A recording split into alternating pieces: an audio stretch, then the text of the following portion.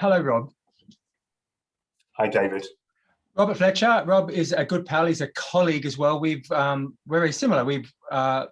You're like a brother to me, but also because our career paths have kind of come along the same way. I'm a drugs worker and I'm working in a drug service, but in a sexual health clinic. But you're working as a drugs worker too. Could you introduce yourself to us? Hi, yeah, I'm Rob Fletcher. I'm currently a non-opiate manager of a drug service covering a couple of central London boroughs. But yeah, at the core, I am a drugs worker. That's what I've done since joining this organisation 7 years ago. And I came through after they supported me alongside yourself making changes. So yeah. Do you love your job? I love it. Would you say it was a career path that you fell into, or something you chose, being a drugs worker? I definitely fell into it. I didn't plan. I certainly didn't set out. I didn't have an original goal to be a drugs worker. I wanted to just utilize, I suppose, on what I'd learned or what I'd done and how sort of I'd made changes and how I could help others make them changes. I mean, if someone wanted to become a drugs worker, what would you advise them? Do you think it's important to have had a personal use background? I think personal use is really beneficial, but it's not necessary. There are really good college courses and trainings and e-learnings and things you can study to get a sort of understanding of the job. But I think that the biggest benefit or the most useful tool would be to work in it, to volunteer in it, or if you've got the lived experience, to become a peer mentor and support others in that way, and then figure out, is it something you'd want to do as a career? Yeah, I fell into it like you do, and I think like a lot of us drugs workers, we learn on the go. I think I was the person, I started volunteering, and the people in charge of the service taught me those skills along the way. And most of the people that I work with now, the Chemsex advisors, they're all volunteers too, and they come from, they didn't study how to be a drugs worker in school or anything. It was something that they volunteered at and they learned along the way. So you mentioned that my next question was about studying and what might study, but you kind of answered that. It does strike me that most drugs workers, what am I trying to say? Being a drugs worker is hard work. It's really, really hard work. It's a very specific skill, and it's kind of dealing with some really complicated people and psychologies. Sometimes the people in front of us don't want to be there. Sometimes they're angry at us, angry at themselves, angry at the world. The skills required when you're a drugs worker and the person sitting in front of you is dealing with all of that, not wanting to stop, wanting to stop, not sure what role drugs might play in their life, sort of in denial about the chaos that's happening, not wanting to be there, and throwing all of that at us, at you. It's quite a skill. And I think around the world, a lot of people misunderstand it. They just think that, oh, Chemsex advisors, we just get a couple of volunteers and we throw them in. It's a real skill. And it's always bothered me that it's an under-recognized skill. It's not something you can choose as a career pathway and learn how to do in school. It's not something that you get a qualification for. It's not something that you can get accredited for, like a therapist would. I certainly don't get the pay that some other professions might get. How do you find being a drugs worker with all of that? I enjoy it. I like being able to make a difference. I like it makes me feel that what I've been through can have a silver lining to it. The way I'm hopefully able to help others and encourage my team to help others is coming from a place of love, coming from a place of support and understanding. And whilst sometimes I can forget that and get a bit mechanical and get into the structures of need to do this or simply safeguarding that and organizational.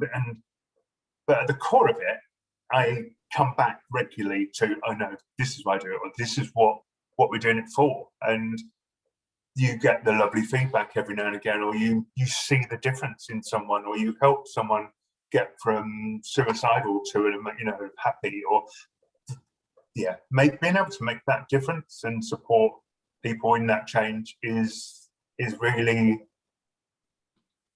special.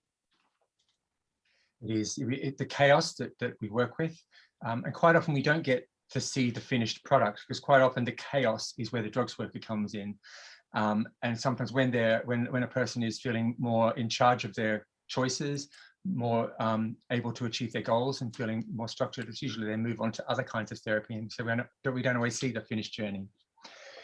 So we have to find support from each other, as we do.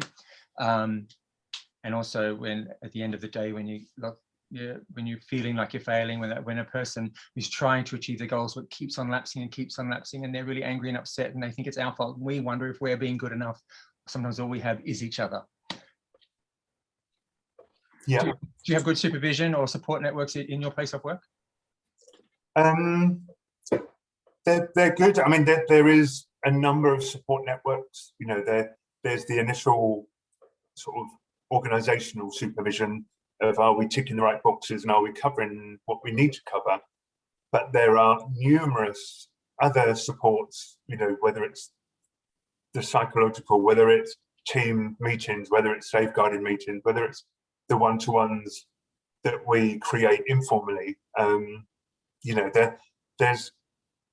a lot of support, a lot of care. But I say, because it's a large structure, there's also the sort of, we cover the governance side. We make sure we do what we have to do, but then I believe we go a bit past that and do what we feel is right to do. Yeah, I think that the drugs workers have all of this in common. One of the reasons we're having this conversation is because, as you know, Chemsex is kind of the focus of my work. Where you work, in London, we've got these amazing Chemsex support services. In London, we've got Chemsex groups. We've got the Crystal Meth Anonymous meetings, which are nearly all Chemsex, really. We've got theatre and activism and also Chemsex support services and online information all over the place. And that's very rare in the world. So in a city like ours, we've got a drug service like yours, which isn't exactly Chemsex focused specifically. A lot of Chemsex support is happening like where I work in sexual health settings or in LGBT charities. How do you find, in your place of work, which is a typical drug service, how do you see the different kinds of places that Chemsex support could happen happening? How do you view it? I mean, I feel like this is another reason why I'm probably in the position I'm in now, because of my experience and care and personal lived, as well as the last 8 years around sort of Chemsex, the problems gets through, and the way I support.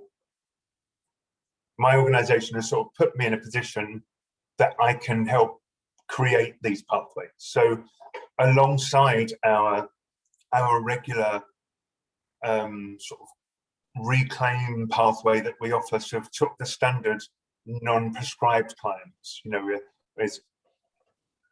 I've been able to adapt that along with the help from London Friend, who's the LGBTQ charity in London, with numerous training sessions around chemsex, around gender and sexual diversity and stuff. And we've been able to adapt that reclaim into a chemsex sort of version of it. The core is still reclaimed. It's still, we cover the same areas, but the team are equipped to be inquisitive around chemsex, around boundaries, around where, how they're using, where they're using, what they're doing, what they're looking for, what they're covering, the bits that I know caught me and that I experienced and that I went through, making sure that they're having them conversations or bringing them comfortably into their sessions, not awkwardly, not let's not discuss that because I don't feel comfortable with mentioning. I want you all to be really comfortable so that in this session, you might talk about toxic masculinity, or you might talk about boundaries and them being allowed to have the sex they want, or you know, whatever that, and there's not enough, you know, a line that's past that. I shouldn't talk about that, or we need to focus on the drug use, or, you know, it's all combined. And yeah, as I work through, you know, there's certainly a couple of the workers have shown that have done some amazing work with some really, really chaotic, problematic sort of, or people that were in a chaotic, problematic space, that were almost being put away or done stuff that would have involved quite a horrible trajectory.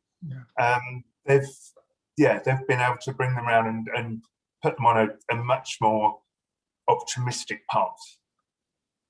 You're talking about cultural competency, aren't you? I think you're talking about, I think a lot of people wonder a few things about Chemsex support and where to get it, remembering that a lot of people watching this are not from London and trying to create support services in other cities. So they're trying to think, one, are Chemsex support services, do they have to be culturally competent? Can you imagine a person coming from a Chemsex background walking into any drug services like where you work, but where there isn't someone like you managing the service? What do you think they're equipped for that, or what help do you think they might need? I think it really helps if someone has that knowledge or understanding. I think it's really hard for anyone to open up and talk about when, you know, if they're not even sure if they've got a problem, but they know it's chaotic, or they know that there's something not quite right, or I just want to stop injecting, or I just want to stop, you know, they can't sort of voice exactly what, and maybe they don't want to say to 50-year-old Barbara who's no idea about stuff. So to have someone that is very comfortable to mention it in one of the first early conversations really helps. Whilst I say I think anyone can get to that stage, I do think that they need, that the workers will need some training, some understanding, some conversations, and then some ongoing support and guidance to reiterate that level of confidence and being able to, did you ask this? When they spoke about this subject, did you mention this? You know, and they will only get that with that ongoing support. Yes, I agree, and very well put. There's, for instance, a person creating a care pathway, or helping a person who's sitting in front of us, a Chemsex patient, a client who's trying to make changes this week, and that they've chosen they don't want to use this week, and it's our job to help them achieve that goal that they've chosen. And part of that might be helping them to rewrite their Grindr profile, or how to negotiate, how to talk to someone they're going to have sex with this week that they had chemsex with last week, and how to have that conversation. And sometimes the person who's providing that support does need to be very cool and understanding and familiar with gay sex. And it doesn't always happen in every drug service. And yeah, as long as they can recognize that whilst this client has just said every time they go on Grindr, they end up at chemsex parties, or they end up listening, they've come to you saying they want to change that. And in your head, you think, well, don't go on Grindr. Yeah. You know, or is that, well, that might be a really simple way to do it. You know, that might stop that option, but it also might be very unrealistic. I'd like asking anyone else to stay off Insta or Facebook for a whole week. It's more challenging than people think. And I remember when I came to you for help, I came to service, and then they booked you, and it was one of the things in the first 5 or 6 weeks, 8 years ago, that it was, you know, just manage for the week. Try to do this, and this for the week. And I think for 3 weeks I managed to not, and it was like, I couldn't do it. I thought I was going to attack someone in the street, and you know, I remember being in that place where I was so used to, for that, you know, going out, finding my validation in and whatever, that the idea of just not going on there was too much. So yeah, being able to say, what are you looking for on Grindr? You know, can you be comfortable putting that on your profile? can you be boundaried when you get offered X and you don't want X? So you say, I'm actually only looking for Y. You know, and supporting the clients to do that and recognizing that you can still go on there, but be prepared for, you know, and understanding what might still come up. And yeah. Again, I mean, although there are a lot of people who sort of engage in chemsex in a very self-caring sort of way, and they choose to do it and they have control over when they do and don't, the majority of people that you and I might see are people who are sort of in a very sexualized world where, you know, Grindr is not a thing you can turn off as easily as another person might think. It's the only people you know are sex partners. The only people you know are people you've had sex with. The only interaction you have in your life is with sex, and the only affirmations you've had for quite a few years about your worth and your value is about your sexiness. And you and I see a lot of people sort of in that cycle. So we have to, so the workers, do have to understand that world of gay sex that is so crucial and a big part of our clients' lives. And also other things too, like here in London, it seems like every gay man in London is aware of HIV risk and PEP and PrEP and things like that too. But there are drug services in the world where a chemsex client might show up to a drug service after just having done a 3-day bender, a 3-day chem session, and had loads and loads of sex, and maybe needs a PEP assessment. The worker needs to know, are you protected by PrEP? Did you wear condoms? How many partners did you have? Are you going to catch HIV because of what just happened? That is an important part of this assessment now. And there are drug services all around the world where a gay man might go to a drug service and not get asked that question and become HIV positive because that wasn't part of the assessment. And that's down to the drugs worker and the drug service for not doing that.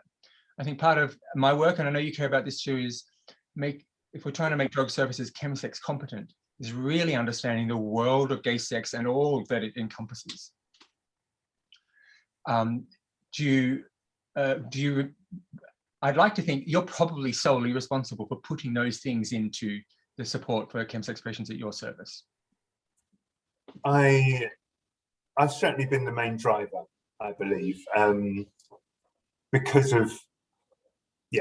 I recognised that gap when I got support, and I did get support from them, but just there was quite a big gap.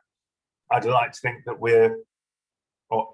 as a team, we're reducing that gap, and we're making it smaller. We might not get it right every time. We might, the whole team might not say everything right every time, but if most of us are doing it mostly right most of the time, then that's a massive improvement. And we can only continue to build on that. In London, I think that because the activism noise of chemsex from our community has been so loud, quite a lot of the drug services around London are pretty good at this. There's a Dave or a Rob in quite a lot of the drug services around London. So we're lucky, but that we are lucky because London is unique in that regard. So do you have a message for people in drug services in other cities around the world? What ought they be doing? Do what you can, connect where you can, ask for support and help. Don't try and do it on your own. Have people been through it already? Can you get them on board? Where are you reaching out? How are you reaching out? Are you creating a safe space? Are you making that person feel that this is a safe space? Are you asking the right questions? Are you doing it in a place that is more than just they want help in their chemsex? Is it a country where they might get put in prison if they admit to having done this? Or and it's then navigating that. It's not as easy. I recognise that we're very lucky in London, while still lots of progress needs to be made and can be made. Compared to some countries, at least we can be gay. At least we can be openly ourselves, and we can get help for substance misuse, rather than be put in prison because the government doesn't want to admit it's not a thing in their country. Yeah. So it depends what country and where, but ask for help, reach out, connect with the wider family. Yeah. Yes, for anyone watching, please do reach out if you're not sure about these things, what you need or what your service needs. Do reach out and help people like Rob and I, and lots of other colleagues in London are sort of happy to help. Rob, you mentioned, yeah, and also like a lot of countries don't even have PrEP available to everybody, and so we have to work harder to protect some of our clients from catching HIV if they're engaging in chemsex. A lot of people don't have the same messages that we get in London. I'm putting you on the spot a bit because you also said that we've got a lot to still accomplish in London, even though we've got things good. What do you think are the other challenges that London drug services still have in regard to chemsex?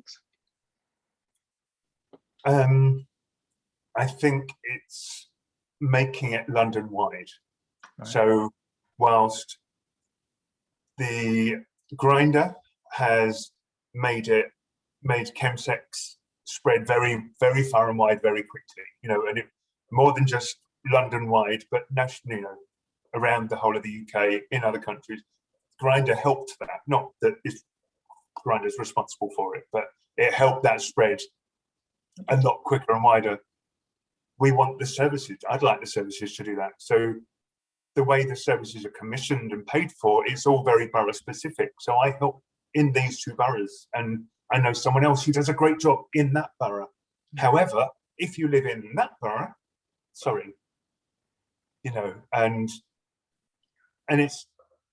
it's really hard, you know, and so places like London Friend and Antidote are amazing because they're pan-London, or you know, and the wider country, especially while they're so online.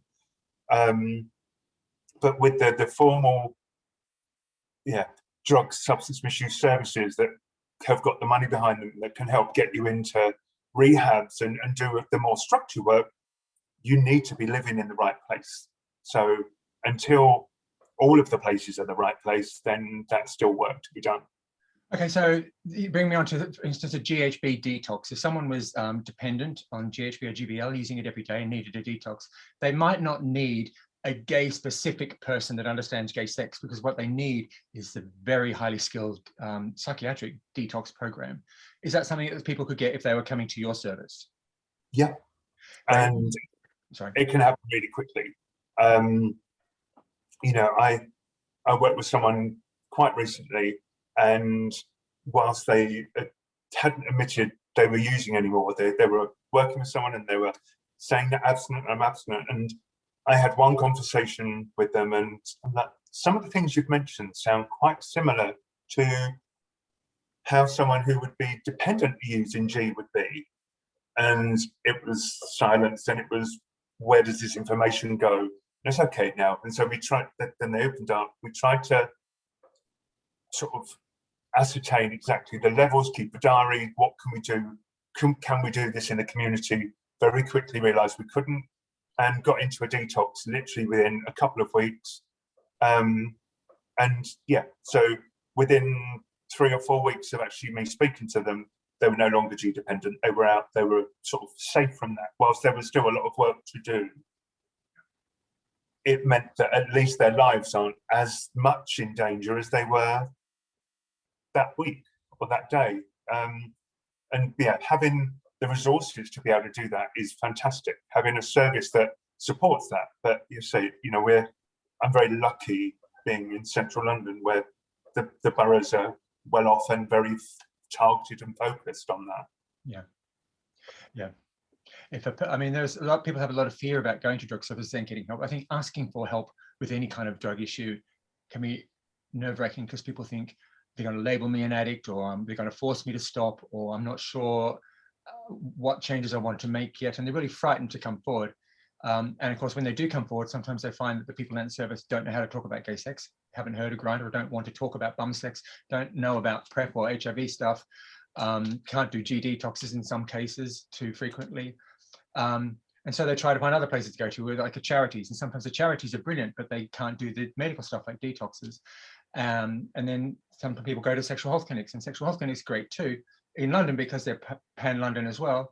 But again, they don't have the experience of they don't always have a drugs worker, someone experienced with addiction and all the psychological obstacles to making changes. So I mean, it does need sort of multi-input from lots of different services. I want to, in regard to people coming forward and accessing help, there is a big misconception too that the drug services are about stopping, about being labeled an addict and stopping. I know many of the rehabs are very 12-step focused and they are very abstinence focused, the residential rehabs. That's usually because they're for the very hardcore people who are using, who really need hardcore help with sort of urgent intervention stuff. But can you help people with the misconception that drug services are all people trying to label you addicts and telling you to stop? Yeah, not the case. It's about working with you to make the changes you want to make, whatever that can be. And if you just want to try and keep it to weekend use, if you want to try and not use this but do that, whatever that desire, whatever that focus, we're working with. And whilst I found sort of peace and comfort, I suppose, in 12-step abstinence-based recovery, and it is where I was able to then sort of quieten down the voices and work on my own stuff. Because of that, I recognise that's not everyone's journey. So, and our organisations recognise that it's all very person-centred, and we're working with you to try and help the changes you want to make, and that can change. You can come in and I want to be abstinent, I want to get off everything, and within a few weeks or a month or a few months, you've actually I want to just occasionally drink, or I want to just occasionally do, have a pill or do a puff, whatever the thing is you want to do, fine, and continue to work with. If you can do it and you're happy with that change, fantastic. And others go the other way. I want to come in, I just want to slow down, I just want to stop injecting. If I can stop injecting and I'll be okay. And then after a little while, they figured that actually I'm not doing so well trying to still just smoke this or just inhale that or snort this. I'm going to try a different way. And, and it may be a month or 2 months that they then decide to try abstinence. But that's not, it's whatever someone wants to work with, one wants to aim for, we'll try and help them work towards. And I think London's pretty good this way. I mean, like I do, loads of people working with different drug services around London. And I think, I don't know many people that are against harm reduction or sort of are not working with the client's goals. Do you? I don't. I know some people's personal views are sort of very 12-step focused, very abstinent based, but I don't know many of them that work in drug services, a recovery service. So whilst I know a number of people because I go to the 12-step and that's what they know, that's what they know help them, then that's what they think everyone should be doing. But anyone that I know who works in a service, who supports other people that isn't within the 12-step stuff, whatever their personal beliefs are won't affect how they'll support others do. So let's say we've got, because again, a lot of countries in the world or cities in the world don't have what London has. So quite a lot of the cities, most of the Chemsex support is being done by, let's say, people do HIV testing in HIV pop-up services in cities around the world, like checkpoints. So there's for a lot of people, for a lot of gay men in cities around the world, when they're seeking support with Chemsex, they find themselves sitting in front of a gay volunteer that hasn't been trained in addiction or any experience of it, or even therapy, who is an HIV tester, and their job, they understand gay sex really well. They talk about gay sex every day in their job, so it's their job. How would you advise them about what Chemsex support is, or how they can help a person in that situation?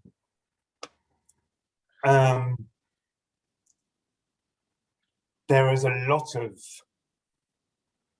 support out there. If you're from Antidote, the London Friend, one of the managers there in the last 6 months, I think, created this training guide, Chemistry Online it's called, and you can get it from like their website or certainly by connecting to them. And that's London Friend.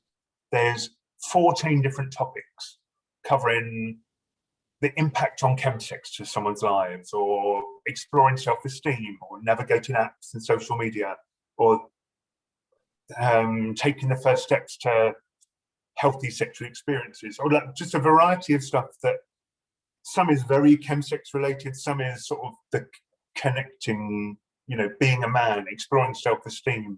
It's, yeah. And they've all got that sort of how-to guide. It's almost like a step by step, follow this, support that person in this subject, you're done.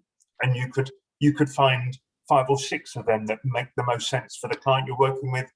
You could go through every single one of them, you know, and what they'll then impart to support that person is amazing.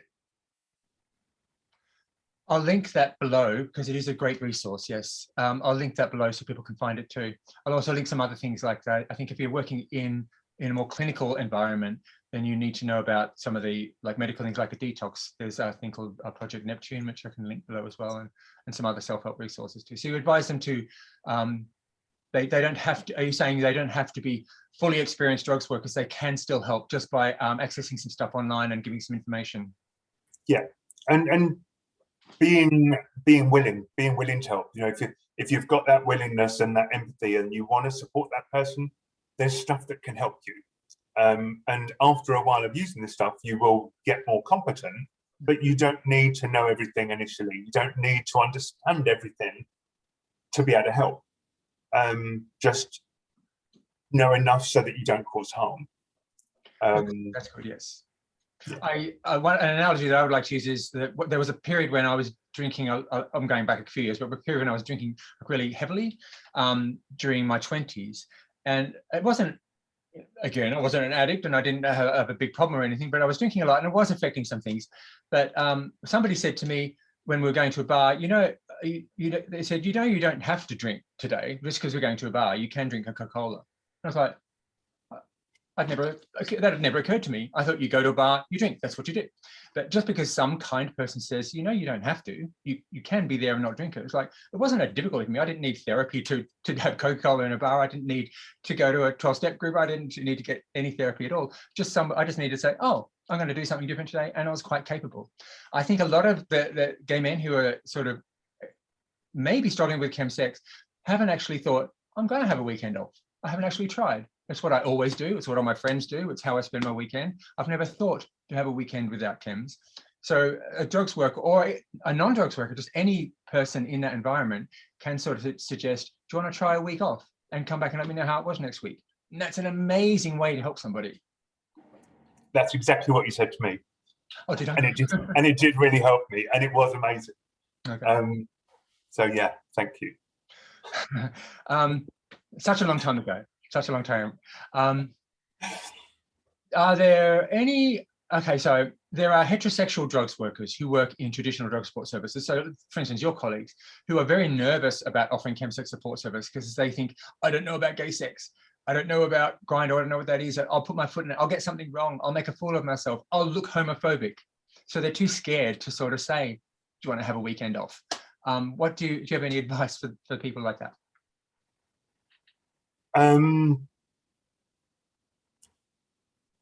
Try not to focus on the bits you don't understand. You don't have to know about the intrinsic ins and outs of gay sex or what this person is doing. I mean, it doesn't matter.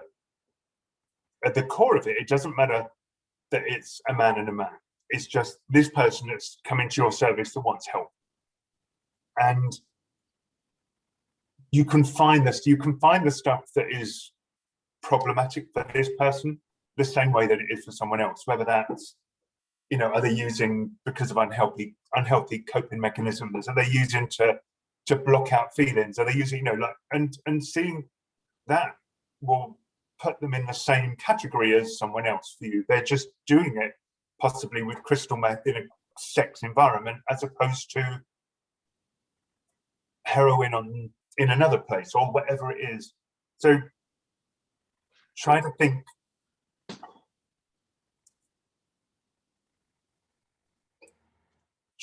for that person what it might have been like growing up knowing that your family, your friends, your community, your government said you were wrong, said you weren't enough, said you were less than.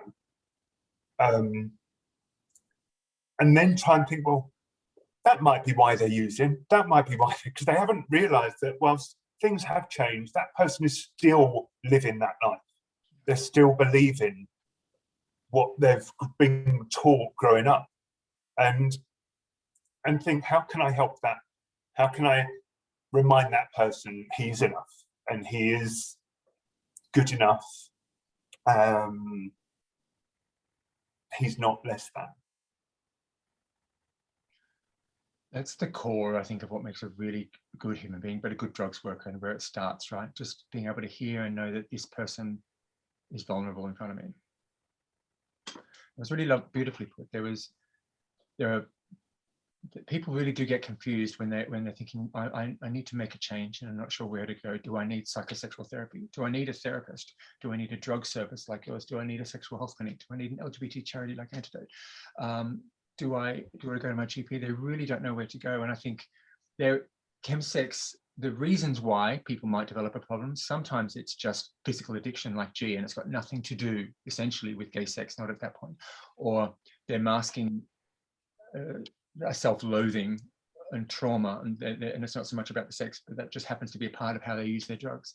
And sometimes it's about so many things, but I think what my message for people would be, wherever you feel comfortable going in the first place, go there, because the person you're talking to will most likely have what you just described, some awareness that you're vulnerable and that you're looking for help. And that first conversation, it doesn't have to be in the right place the first time. Just go anywhere and find a kind person. And during those first few meetings and those first few appointments, you'll figure out together where the best place for your support is. And we're all really good at working together and referring to different kinds of services. So I think I'm expanding on your point, which is anyone watching that's struggling with wanting to make some changes and not sure what their changes are or if they're ready, don't go nuts trying to figure out what's the right place for you, what's the source of your problem. Just find a kind, cool person who understands that you're vulnerable and ready to make changes or wanting to talk about that. And the rest will just happen organically. Do you agree? Definitely.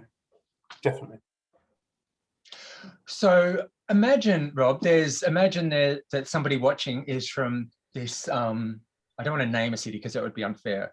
Imagine a city in the middle of nowhere in another part of the world where they don't have this great awareness of gay sex or chemsex, and they have these hardcore addiction services, so people are using heroin in a really bad way, but that's about all they've got. And someone from the government's public health organization who wants to do better is listening to us and wanting to make things better for the gay men in their country who are engaging in chemsex and knowing that they've got nowhere really to go at the moment. It's a big question. What advice have you got for that person? Speak to us. Speak to the countries that are, or the people within the countries that are currently doing it. Asking what's working for them and how that might be adapted to, or be able to use a similar approach to support their people in need where that country is. Think of the wider things that connect to them problems, and create a safe space for people to be able to get that support. Reach out and let people know about the support. Whilst the problem may be there, telling them is a big thing. I really didn't know about support. I'd not been to get help initially when I was in, it took someone to sort of give me a phone number, literally put it in my hand, call this, get the help there, find a way of doing that, but on a bigger scale, or not even on a bigger scale, just find a way of doing that, putting that support number, that support address into the people's hands that need it most. However that may be, and it doesn't have to be traditional, it doesn't have to be routes that other people do. Some countries are connecting the support services through Grindr or through the ways that people are meeting and the problems are coming from. They're also, the solutions are coming through there as well. However and whatever it takes to support and set up the service, but then get that message out. be willing to do. But anything is better than nothing. Mhm. Start doing something and build on it. Don't wait until you think you've got it perfect before you're ready to open your doors. Start, try, work, do something and build on it. Clumsy support is better than no support. There's a lot of, we both know that the 12-step groups can play an important role in people's lives, especially when they're sort of ready for that commitment, or even when they're not. But there are some governments that say, we don't need to have Chemsex support services, we can just send them to the 12-step groups. And I want to ask you, back in the day when someone put a phone number in your hand, if the first place that you were told to go was a 12-step group, would you have gone at that stage, or did you need something to ease you into that? I wouldn't have gone. Whilst I'm lucky that CMA, Crystal Meth Anonymous, existed when I first came in. It only just started, literally a couple of months before. It started in LA 20 years before that, but in London, a couple of months it had been running. And the idea of a 12-step group, I saw the 12 steps and saw God mentioned and saw some words that were like, no, that's not for me. It's very easy to find reasons why not to do stuff. And having a service with a person that's paid to be there and support you with specialist knowledge and care, just focusing on you and the best way to try and help you and listening to you made an amazing difference. And that eventually did lead to me going and loving and feeling properly like I found my tribe in CMA. And now, you know, being able to support others and watch the fellowship grow and be amazing is, oh, it literally fills me with emotion of watching all these people grow and get better and happier and healthier, and then watch them help others. Yeah, it's an amazing resource. But I wouldn't have gone there if I hadn't had that initial support, you know, from somebody else. In my global activism, I'm always amazed by the efforts that different cities and governments are making around the world. But quite often, a laziness happens where they just say, oh, well, they just stick them in a support group, and then they pat themselves on the back because they've created a chemsex response in their city. I love what you just said, that sometimes the one-to-one support is so crucial. Sometimes there's so much shame or embarrassment, or even just my use is so different from the reason that they're using. And the help that I need to make changes is entirely different to that person. I want to double up on what you just said, is investing in training individuals to give one-to-one support has to be prioritized. It really, really has to be. It's too lazy to just stick some people who have used drugs before into a peer support group and then say, there, we've done our job. We've created chemsex support in our city. It's not enough. It's a real healthcare issue. It's a real frightening thing that people experience, and they deserve our governments and public health organizations to invest in proper chemsex support, one-to-one, and skilling up those people doing that support. I do believe that groups have their place, both like the 12-step peer-led stuff and the sort of organized, structured groups that some organizations run. And I think that some of the best growth and change happens within the group, within the groups themselves.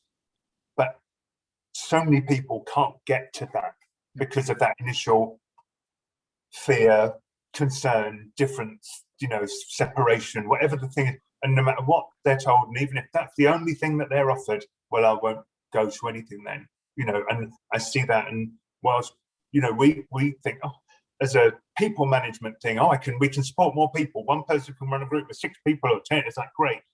But if 10 people choose not to come to our service because of that, then we're failing.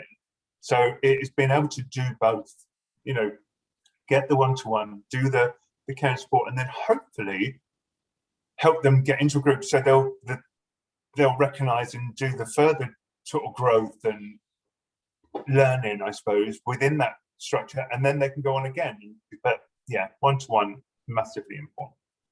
It is, because I have people sitting in front of me and they say, I don't want to be here, but I have to be, and I sort of do want to be, and I don't want to be at the same time, and I'm angry at you. Don't call me an addict, and I'm not sure if I'm ready to stop, but I'm not sure why I'm here, and I'm not sure why I'm angry. I think I'm angry at you, but I'm not really sure. I have to do something because that keeps going so wrong, but I refuse to admit that, and fix me. And they're putting, and the way I respond to that could mean that they never come back.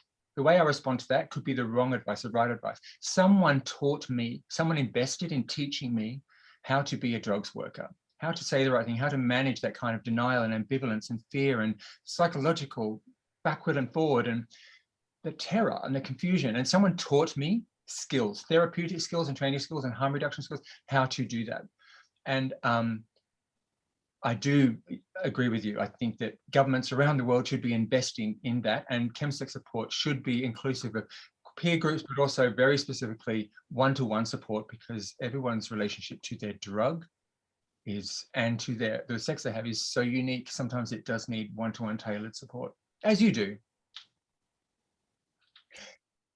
Rob, I think as a final question, I would ask you, is there, in the work that you do, I know that you're very engaged well, you've got your job as a drugs worker and making the drug service you work in, helping it to be chemsex efficient, and your colleagues there to understand that. And also, you're also engaged in, we do a lot of activism work together ourselves, and you are involved in your communities big time and your peers. So in this life that you have, is there a particular vulnerability that you see amongst gay men in our communities that particularly moves you or fascinates you?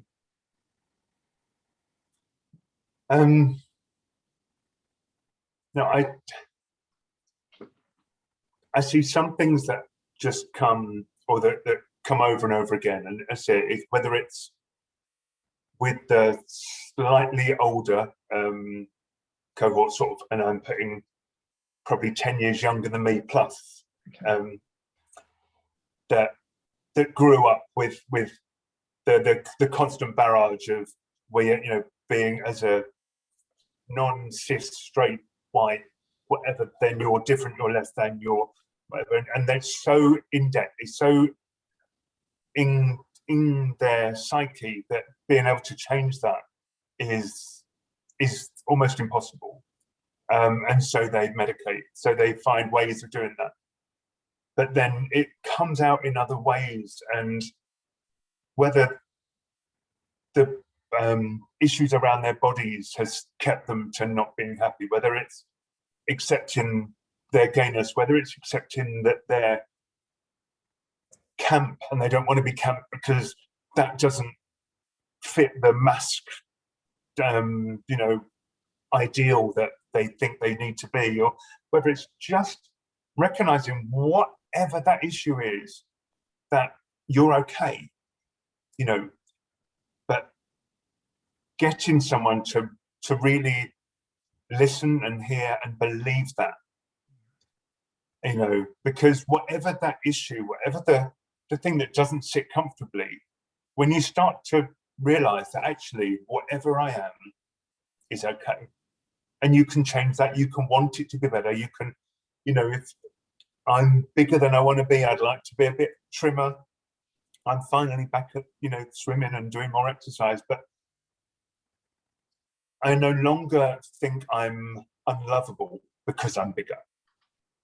For years, that was, no one will want me because I'm, whatever I, believed in my head.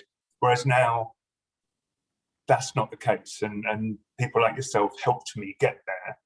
And what I want to do is help others get there. Whatever you are, however you are, is okay.